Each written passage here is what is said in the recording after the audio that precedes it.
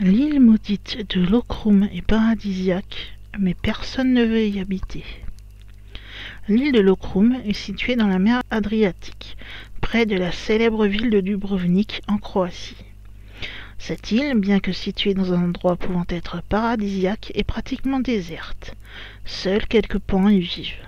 Pourquoi ? Selon la légende, de grands malheurs s'abattront sur ceux voulant habiter l'île ou y passer trop de temps. Cette mystérieuse histoire commence lors de la fondation d'un monastère bénédictin sur l'île de Lokrum. Selon une légende locale, un redoutable incendie ravagea la ville de Dubrovnik en 1023 et ses habitants firent vœu de construire un monastère du nom de Saint-Benoît, si celui-ci épargnait leur ville. L'incendie s'éteint presque instantanément. Les citoyens de Dubrovnik, reconnaissants, ont alors construit sur l'île de Lokrum le monastère et une église bénédictine en honneur de la Vierge Marie. C'est l'archevêque de Dubrovnik, qui aurait perdu son habitation durant l'incendie de la ville, qui décida de l'emplacement du monastère. Il fut richement décoré et aménagé. C'est des siècles plus tard qu'un général de l'armée française ordonna la fermeture du monastère et l'expulsion des moines bénédictins. Il avait clairement l'intention de prendre possession de l'île et de l'utiliser à ses fins. 3 aristocrates provenant de Dubrovnik aidèrent le général à prendre possession de l'île. Selon la légende, les moines étaient consternés de l'ordre du général français et tous voulaient rester à l'endroit où ils avaient résidé pendant des siècles. Une fois que toutes les tentatives de négociation avec l'armée française et les hommes de Napoléon avaient échoué, les moines firent une dernière messe sur l'île. Les moines ont alors mis leur manteau à capuchon et ont procédé à un curieux rituel. Symboliquement, avec l'intention de créer une malédiction, ils ont tourné leurs bougies allumées à l'envers, le feu vers la terre, de sorte à laisser une traînée de cire fondue sur le sol. Ils firent le tour de l'île 3 fois, ce qui leur prit la nuit entière. Leurs chants furent terribles et promettent de grands malheurs à tous ceux qui osent s'approprier leur île et y habiter. Selon la légende, la malédiction de Lokrum fit effet très rapidement. Un des aristocrates qui avait aidé le général français à expulser les moines sauta d'une fenêtre. Un autre fut noyé en mer en essayant de rejoindre Lokrum, et le dernier fut tué par son domestique. Le capitaine Tomasevich, celui qui était devenu propriétaire de l'île, après la chute de la République, était un homme extrêmement riche, mais il fit faillite peu après avoir acheté l'île. Il dut donc la revendre. Elle a été vendue à l'archiduc Maximilien, le frère plus jeune de l'empereur autrichien Francis Joseph Ier. Maximilien a découvert Lokrum par hasard en 1859 alors qu'il enquêtait sur le naufrage d'un bateau nommé le Triton. C'était une catastrophe qui a tué plusieurs marins. Il a dû honorer les marins morts et c'est à cette occasion qu'il mit le pied sur l'île pour la première fois. Il a vu le monastère bénédictin du XIe siècle qui avait été endommagé dans le tremblement de terre de 1667. Il fut fort impressionné par le silence de la forêt aromatique épaisse. Il décida donc d'acheter l'île et de transformer le monastère en manoir d'été.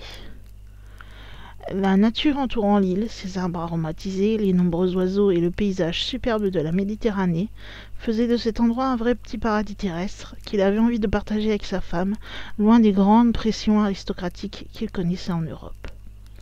Puis, le devoir, ou selon plusieurs, la malédiction, envoya Maximilien au Mexique, le 28 mai 1864. Il y resta 3 ans avant de se faire prendre prisonnier par les soldats du général rebelle Juárez. Il fut exécuté le 19 juin 1867. L'île fut donc offerte au comté de Dubrovnik pour la somme dérisoire de 20 000 pièces d'argent, mais personne ne voulait l'acquérir. L'île fut ensuite achetée par un noble issu d'une famille italienne, un certain Duszmowicz de Polczyca de Vienne. Il eut beaucoup de problèmes financiers peu de temps après avoir acheté l'île et dut la revendre rapidement. Cette dernière fut alors acquise par le docteur Jakopowicz de Budapest, qui était renommé pour contrôler certaines des affaires de l'empereur Francis Joseph Ier. Cependant, peu après avoir acheté l'île, on a découvert qu'il s'était tout à fait illégalement assigné le titre de docteur des sciences légales et qu'il était en fait un coiffeur. Il fut complètement ruiné, humilié et rejeté par ses amis et le cercle mondain dont il faisait partie. Son neveu, un jeune dirigeant de hussards, a hérité de l'île. Déjà, au premier jour de son arrivée, un vent très fort a retourné son bateau entre Dubrovnik et l'île et il s'est noyé. Rudolf, l'héritier au trône et seul fils de l'empereur et de l'impératrice Élisabeth de Bavière, héritèrent indirectement de l'île et s'y installèrent. Rudolf invita son épouse Stéphanie à Lokrum. Ils sont restés là pendant un certain temps, profitant de l'île et de ses paysages merveilleux. Cependant, Rudolf est bientôt tombé amoureux de la belle Maria Wesser.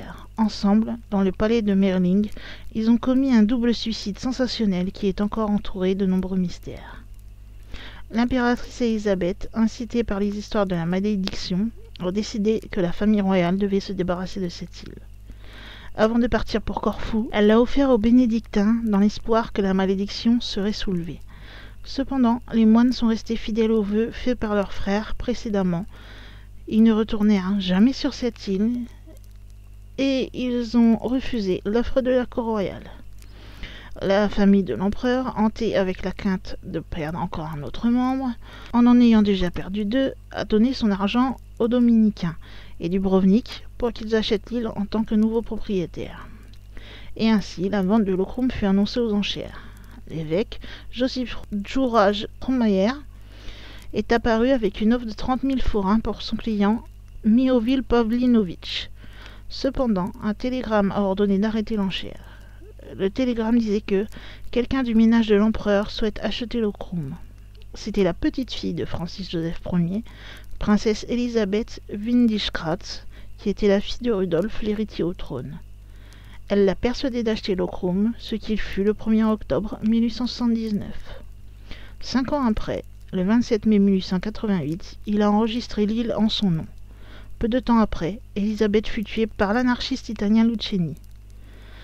Cependant, toutes les histoires innumérables ne sont qu'un fragment de nombreux récits entourant Lokrum. La superstition est devenue si répandue que personne ne veut y vivre à long terme. L'imagination collective est la source de nombreuses légendes entourant cette île mystérieuse. D'ailleurs, les nombreuses cavernes de l'île, lorsque la mer se déchaîne et que les vagues frappent l'intérieur des parois, font des échos menaçants qui ne laissent pas la population indifférente. Selon de vieux documents, dans les archives de Dubrovnik, des criminels ont été jetés dans la mer du haut des falaises de Lokrum durant le Moyen-Âge. Une légende bien connue décrit comment le bateau du roi anglais Richard Cœur de Lion a été éventré sur les falaises de Lokrum pendant un orage violent. En 1859, le bateau autrichien Triton s'est échoué dans le canal de Lokrum. Seulement un survivant a été retrouvé après la tragédie. Un prisonnier qui avait été emprisonné dans les entrailles du bateau de guerre. Le tourbillon créé par l'impact a expulsé le malheureux avec les restes de sa chaîne sur le rivage, complètement indemne, alors que le reste de l'équipage périssait. L'amiral autrichien a confié la recherche sur cette catastrophe à un commandant de la flotte impériale, un certain Maximilian. Aujourd'hui, Lokrum est un emplacement tranquille d'excursion pour les touristes et toutes ces légendes ont contribué peut-être à l'immuabilité des citoyens de la République antique et leur devise est « célèbre et libre ». L'île de Lokrum est maintenant sous protection de l'UNESCO.